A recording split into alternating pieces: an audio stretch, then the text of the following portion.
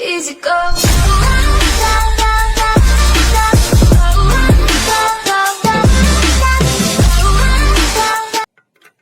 Bismillahirrahmanirrahim. Assalamualaikum warahmatullahi wabarakatuh. Selamat pagi, salam sejahtera buat kita semua. Pertama-tama, puji syukur alhamdulillah kita ucapkan kehadirat Allah Subhanahu wa taala, yang mana sampai saat ini kita masih diberikan rahmat dan nikmat oleh Allah sehingga kita masih bisa melanjutkan perkuliahan pada pagi hari ini. Selanjutnya, selawat beriring salam Allahumma salli ala Sayyidina Muhammad wa ala ali Sayyidina Muhammad. Tak bosan-bosannya kita doakan kepada Allah semoga selalu tercurahkan buat baginda Nabi besar Muhammad sallallahu alaihi wasallam. Baik, kami dari kelompok 5 akan mempresentasikan makalah kami pada pagi hari ini yang berjudul Periode Pemerintahan Thomas Raffles. Sebelumnya, kami dari kelompok 5 akan memperkenalkan diri terlebih dahulu. Kami terdiri dari 3 orang. Yang pertama itu saya sendiri, perkenalkan. Nama saya Safri Rinaldi, NIM 1614090093. Selanjutnya nanti presentasi ini akan dilanjutkan oleh rekan kami, yaitunya Yelna Juwita dengan NIM 1814090016. Berikutnya lagi dilanjutkan oleh Nova Novita dengan NIM 1814090040. Baik, langsung saja masuk ke presentasi makalah kami kelompok 5 yang berjudul Periode Pemerintahan Thomas Raffles. Yang pertama itu latar belakang berkuasanya Thomas Raffles di Hindia Belanda. Seperti sudah kita ketahui bahwasanya sejak tahun 1800 blokade Inggris terhadap Belanda sudah mencapai puncaknya. Daerah-daerah kekuasaan Belanda yang berada di luar Pulau Jawa itu sudah diserang dan dikuasai dengan mudah oleh Inggris. Sebut saja seperti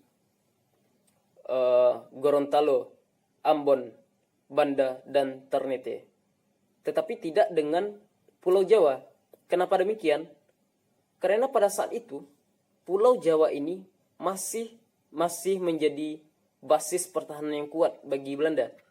Nah, untuk itu Inggris perlu mengatur ataupun mempersiapkan strategi yang lebih matang lagi untuk melakukan ekspedisi penyerangan ke Pulau Jawa yang merupakan basis pertahanan terkuat Belanda.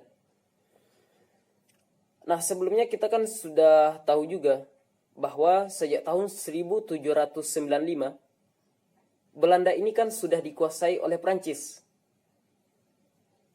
Nah, pada saat itu Prancis untuk memusatkan kekuasaannya, yang pada saat itu Prancis diperintah oleh Napoleon Bonaparte, itu mengangkat adiknya sendiri yang bernama Louis Napoleon sebagai penguasa yang memerintah di Belanda. Nah, pada tahun 1808, Louis Napoleon ini sebagai penguasa Belanda itu mengirim seseorang ke Pulau Jawa. Seseorang ini bernama Daendels. Nah, Daendels ditunjuk oleh Louis Napoleon sebagai gubernur jenderal ataupun penguasa di Pulau Jawa. Tujuan Louis Napoleon mengirim Daendels ini adalah untuk menjadikan Jawa sebagai basis pertahanan yang kuat dalam menghadapi serangan Inggris. Selang beberapa tahun kemudian, tepatnya pada tahun 1811, itu Inggris mulai melakukan ekspedisi penyerangan ke Pulau Jawa. Nah, salah satu orang yang ikut serta dalam ekspedisi ini adalah Thomas Raffles. Thomas Raffles ini sangat-sangat disukai oleh pemimpin Inggris pada waktu itu yang bernama Lord Minto. Lord Minto ini pemimpin Inggris yang berpusat di Calcutta atau India. Nah, pada tanggal 18 September 1811, Inggris berhasil mengalahkan Belanda. Hal ini ditandai dengan terjadinya sebuah perjanjian yang bernama Kapitulasi Tuntang. Nah, dalam Kapitulasi Tuntang ini terdapat beberapa poin perjanjian, yang mana diantaranya satu, seluruh Jawa itu diserahkan kepada Inggris. Yang kedua, semua tentara Belanda jadi tawanan Inggris.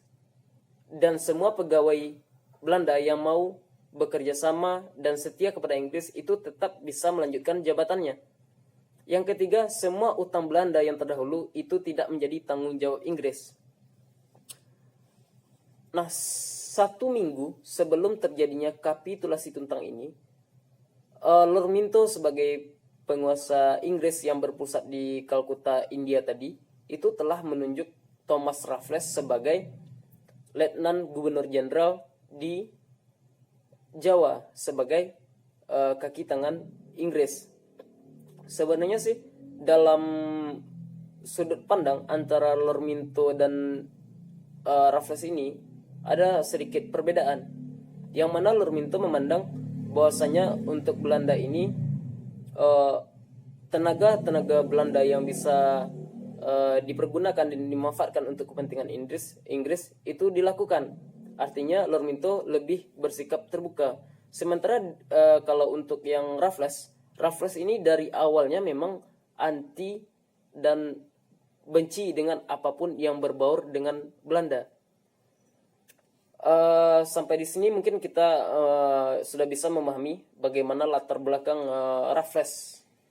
Thomas Raffles ini berkuasa di Hindia Belanda. Karena memang Raffles ini di samping dia mahir berbahasa Melayu, dia mahir dalam strategi, dan dia juga cerdik. Nah, oleh beberapa alasan yang saya kemukakan tadi, itulah yang sebenarnya membuat Lord Minto sebagai penguasa Inggris sangat-sangat menyukai dan akhirnya menunjuk Raffles ini untuk menjadi Letnan Gubernur Jenderal yang berkuasa di Hindia Belanda yang berpusat di Jawa.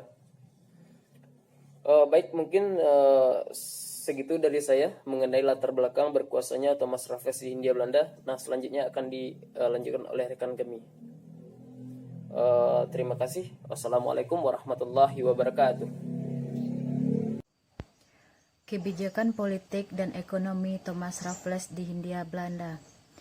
Thomas Stamford Raffles pernah menjadi gubernur jenderal pada masa sangat singkat di Jawa, yaitu mulai tahun 1811 sampai dengan 1816.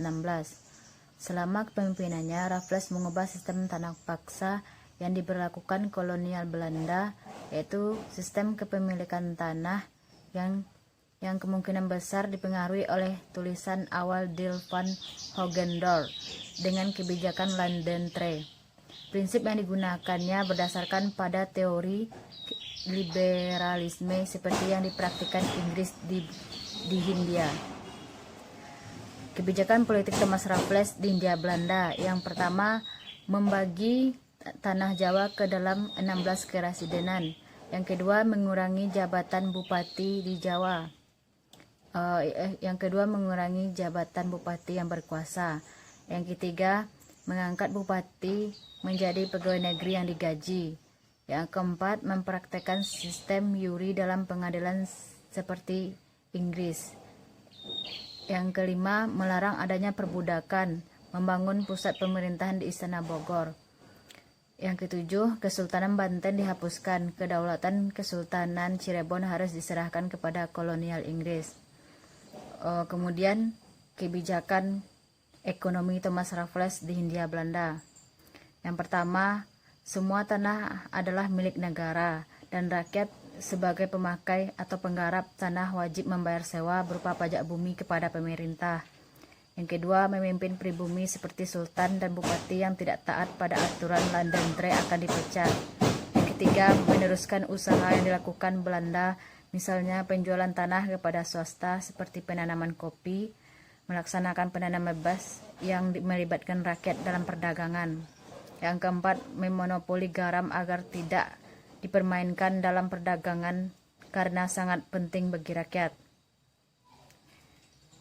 Yang kelima, menghapus segala penyerahan wajib dan kerja rodi. Yang keenam, wajib mengubah sistem berkendara di koloni Belanda menjadi sistem berkendara seperti Inggris yang memakai jalur kiri yang berlaku dan dipakai sampai saat ini. Di samping kebijakan yang telah disebutkan, Raffles juga seorang sarjana yang tertarik dalam sejarah dan keadilan alam Indonesia, yaitu dengan membangun gedung harmoni di Jalan Majapahit Jakarta untuk lembaga pengetahuan yang berdiri sejak tahun 1778 yang bernama Batavia's Genootschap. Reaksi rakyat Hindia Belanda terhadap kebijakan Raffles. Reaksi rakyat Hindia Belanda terhadap kebijakan Raffles ini bahwa yang kita ketahui, Raffles adalah gubernur jenderal yang menjalankan pemerintahan Inggris di Hindia Belanda. Ketika peralihan kekuasaan Belanda ke Inggris, yang jadi jenderal Inggris adalah Raffles, yang mana Raffles lebih memiliki sikap murah hati dibandingkan Daendels yang memiliki sikap yang sangat kejam.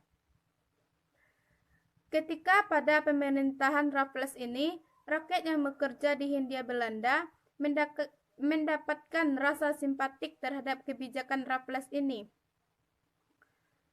Kebijakan Raffles yang terkenal pada saat itu adalah sistem sewa tanah. Dari sistem sewa tanah tersebut, Raffles juga mendapatkan perlawanan sengketa dari rakyat atau masyarakat Hindia Belanda. Salah satunya di Banten, Surakarta, Palembang, dan Yogyakarta. Jadi inti dari reaksi rakyat terhadap kebijakan Raffles ini, ada sebagian rakyat yang memiliki rasa simpatik terhadap kebijakan Raffles, dan ada juga sebagian dari rakyat yang memberikan sengketa atau gejolak perlawanan terhadap Raffles. Sekian dari saya. Assalamualaikum warahmatullahi wabarakatuh.